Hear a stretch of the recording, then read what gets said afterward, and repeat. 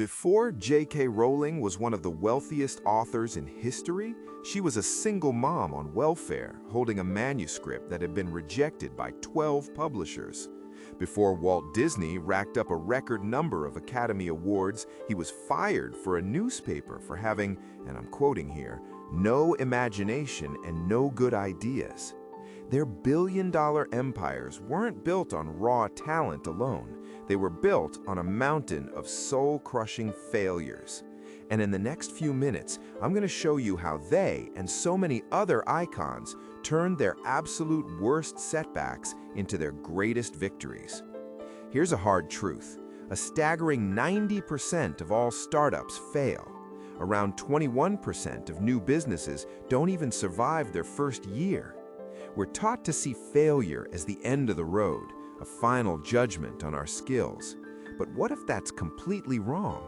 What if the most painful rejections and the most embarrassing flops are actually the key ingredients to success? What if your biggest failure is secretly your best teacher? The fear of failure is universal. It's a silent dream killer, and it paralyzes millions of us. It's the reason that brilliant business idea stays locked in your notebook, that novel gathers dust in a drawer, and that promotion you deserve is never asked for. We get so scared of the possibility of falling that we refuse to even take the first step. Psychologically, this fear traps us in a loop of avoidance. We play it safe, we miss out on huge opportunities, and we stop growing. In business, that's a death sentence. Studies show that the #1 reason startups die, accounting for 42% of them, is that they build something nobody wants. They were too afraid to fail early, to test their idea, to hear the word no. So they poured time and money into a product that was destined to collapse from the start. As J.K. Rowling said, living so cautiously that you avoid failure altogether means you haven't really lived at all. History is packed with legends who prove that failure isn't a dead end, it's just a detour that points you to the right path. Take Thomas Edison. His teachers called him addled, basically too confused to learn. He was fired for his first 2 jobs for not being productive enough. And while trying to invent the light bulb, he didn't fail 10 times or 100 times, but reportedly over 1,000 times. When a reporter asked him how it felt to fail so much, he just said, "I have not failed. I've just found 1,000 ways that won't work."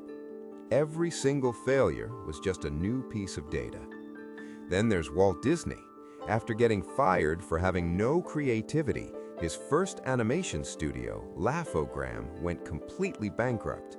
The failure was so devastating, the stories say he was so broke he had to eat dog food to survive. But it was from the ashes of that bankruptcy that he was forced to create a new character, and Mickey Mouse was born. Losing his first company taught him a lesson in resilience that would go on to build a multi-billion-dollar empire. Or how about Sir James Dyson? He was sick of his vacuum losing suction, so he came up with the idea for a bagless one. It took him 15 years and 5,127 failed prototypes to finally get it right. 5,126 times it just didn't work.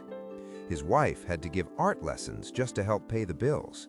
But he didn't see them as failures. He saw them as versions. That obsessive, relentless drive created a multi-billion-dollar company from a simple frustration. And we can't forget Abraham Lincoln. Before becoming one of America's most celebrated presidents, his life was a masterclass in failure.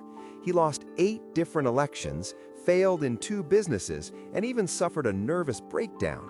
But every loss sharpened his determination and his political skills, getting him ready to lead a nation through its most divided moment in history.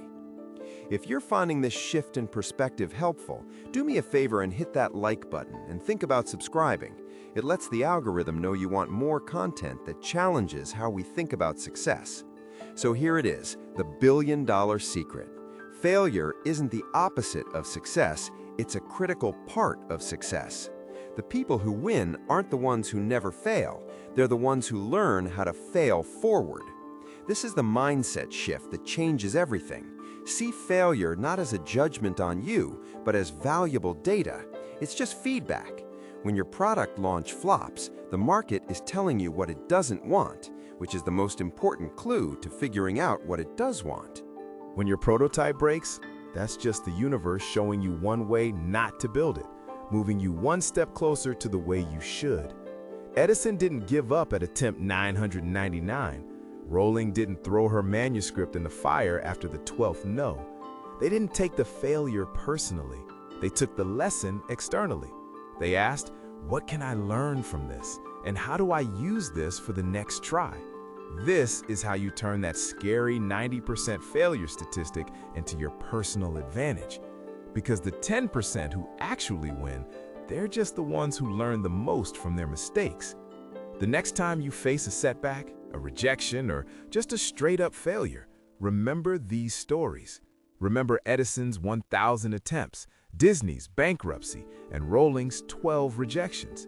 Failure is not a sign that you should quit. It's proof that you're in the game. It's evidence that you're on the path. So embrace it, learn from it, and let it become the secret fuel for your own success. What's the biggest failure you've ever